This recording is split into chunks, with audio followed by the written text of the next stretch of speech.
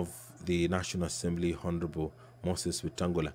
On your screen is the Sergeant at Arms, followed by the maces. That is on the right, the mace of the National Assembly, on the left, the mace of the Senate carried there, and the clerk of the Senate, and followed by the President, accompanied by the speakers of the National Assembly and the Senate.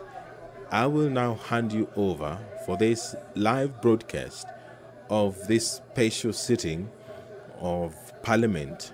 The bicameral House is sitting this afternoon for the State of the Nation address.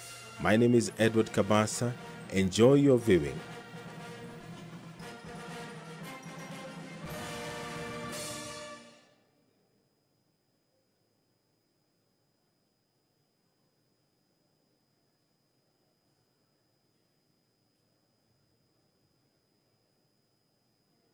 Hiyo imekuwa ni bendi na Rais William Ruto